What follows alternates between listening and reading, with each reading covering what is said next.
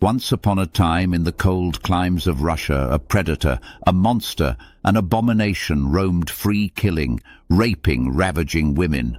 The Siberian werewolf, Mikhail Popkov, a man in uniform, a policeman, was the abomination.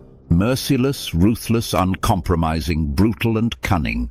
Russia, officially known as the Russian Federation, is the largest country in the world, spanning over 17 million square kilometers across Eastern Europe and Northern Asia. It covers more than 1/8 of the Earth's inhabited land area and shares borders with 14 countries. The capital city of Russia is Moscow, a vibrant metropolis famous for its rich history, magnificent architecture, and landmarks such as the Kremlin, Red Square, and St. Basil's Cathedral with its colorful onion-shaped domes. Russia has a population of about 145 million people, making it the 9th most populous country in the world. Its population is concentrated mostly in the western part, where the climate is milder and cities are more developed. The economy of Russia is heavily dependent on natural resources. It is one of the world's leading producers and exporters of oil, natural gas and minerals, which contribute a large portion of its national income. The country also has strong industries in defense, aerospace and heavy manufacturing. However, the economy faces challenges such as dependence on energy exports and international sanctions. Agriculture in Russia benefits from its vast land, though only a small portion is arable due to the harsh climate. Major crops include wheat, barley, potatoes and sunflower seeds, making Russia one of the world's top grain exporters. Russia's weather varies dramatically. Winters are long and extremely cold, especially in Siberia, where temperatures can drop below 50 degrees Celsius, while summers are short and warm in most regions. Among Russia's fun and odd facts is that it has 11 time zones, more than any other country. Another fascinating fact is that Lake Baikal, located in Siberia, is the deepest and oldest freshwater lake on Earth, containing about 20% of the world's unfrozen freshwater supply. Mikhail Viktorovich Popkov is among the most infamous serial killers in Russian history, and one of the deadliest in the world. A former police officer from Siberia, Popkov was convicted of murdering at least 78 women between 1992 and 2010, though investigators believe the true number may exceed 100. He gained the nickname the Werewolf because of his brutality and because he used his position in law enforcement to lure victims into his car under the guise of safety. His case horrified the Russian public, not only for the staggering number of victims, but also for the betrayal of trust it represented. A police officer transforming into a sadistic predator. Mikhail Viktorovich Popkov was born on March 7, 1964, in the small Siberian town of Norilsk, in the Krasnoyarsk Krai region of the then Soviet Union. He was the son of Viktor Popkov, a factory worker, and Lyudmila Popkova, a cleaner at a local chemical plant. Both parents were working-class citizens, typical of Soviet industrial towns. His father's job required long hours, and his mother often worked night shifts. This left young Mikhail largely unsupervised, a factor later psychological assessments would identify as shaping his detachment and emotional coldness. Popkov reportedly had no known siblings, though some reports mention he might have had a half-brother or cousin with whom he rarely interacted. Most biographical records and court documents refer to him as an only child. During his childhood, Popkov appeared quiet, intelligent, and well-behaved. Teachers later described him as polite and disciplined. However, there were also signs of emotional withdrawal. He preferred solitude, rarely socialized, and was known for his obsession with order and cleanliness, traits that would later manifest in his crimes. Growing up in the final decades of the Soviet Union, Popkov experienced a rigid, rule-bound environment. After moving with his family to Angarsk in the Irkutsk Oblast, he completed his secondary education there. The town, a cold industrial hub, became the epicenter of his future crimes. Popkov's adolescence coincided with deep political and economic stagnation in the USSR. Social mobility was limited, but law enforcement offered steady pay and prestige. He joined the police force in his early 20s, serving as a patrol officer and later as a criminal investigator in Irkutsk. Married life soon followed. He wed a woman named Elena, and together they had a daughter, Ekaterina. Outwardly, they were an ordinary Soviet family. Neighbors described Popkov as a devoted husband and diligent officer.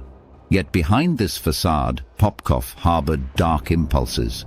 Investigators and psychologists later speculated that his killing spree may have been rooted in a combination of misogyny, sexual sadism, and moral hypocrisy. Perhaps triggered by his suspicion that his wife had been unfaithful, Popkov's killing career began in 1992, the year after the Soviet Union collapsed. A period of lawlessness and police disorganization across Russia.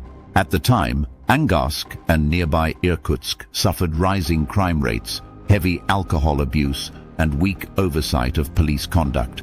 Popkov used these conditions to his advantage.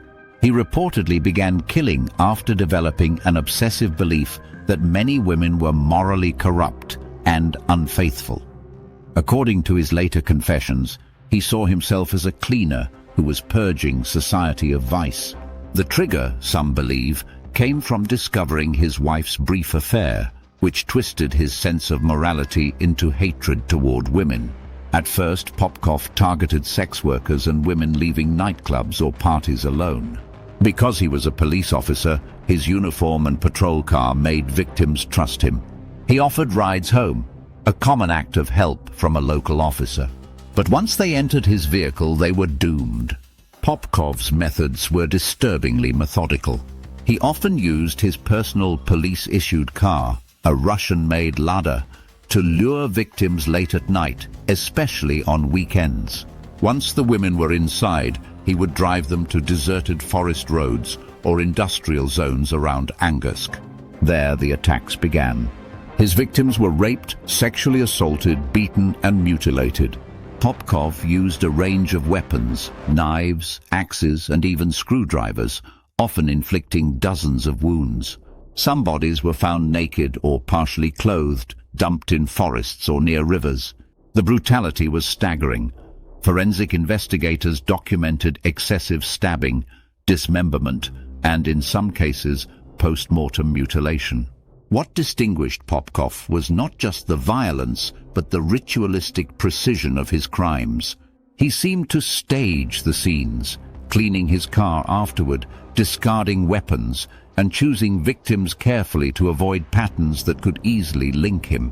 His background as a police officer gave him insider knowledge of investigative procedures, allowing him to cover his tracks for nearly 2 decades. He later confessed that he sometimes left victims alive, believing they would not survive the cold Siberian nights. Others he killed outright. He derived a perverse satisfaction from the sense of control, and some experts suggested he viewed himself as an avenger of morality. During the 1990s, police in Angorsk were overwhelmed by crime and female murders were not uncommon. Initially, the killings were attributed to multiple offenders or labeled as unsolved assaults. Popkov, ironically, participated in some of the investigations into his own crimes, attending crime scenes and writing reports. His professional knowledge and access to case files helped him stay a step ahead of colleagues. The murder spree continued for years. In total, between 1992 and 2000, at least 30 women were murdered in the same manner. The pattern was clear, but the perpetrator remained unidentified.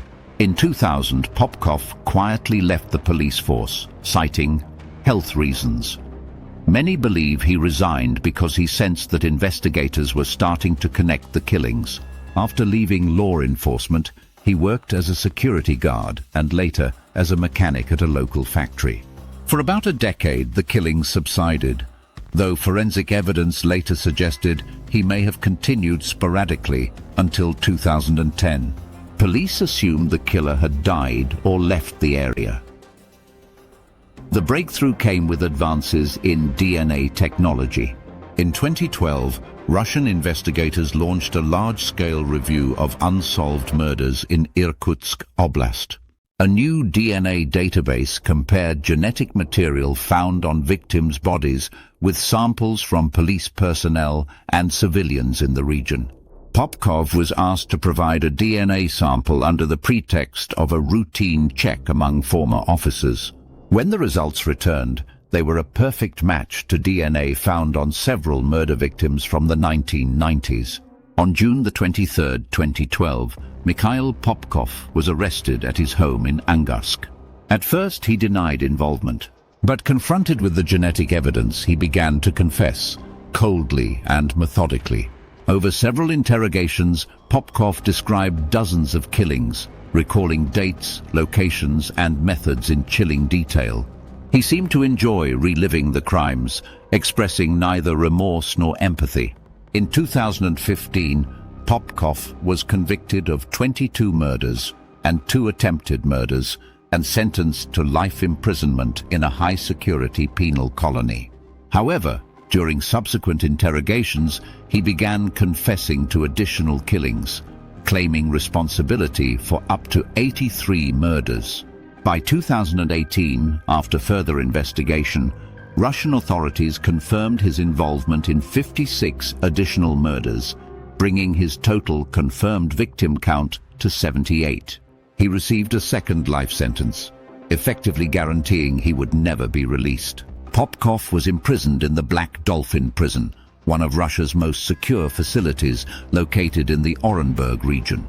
There, he spends 23 hours a day in isolation under constant surveillance.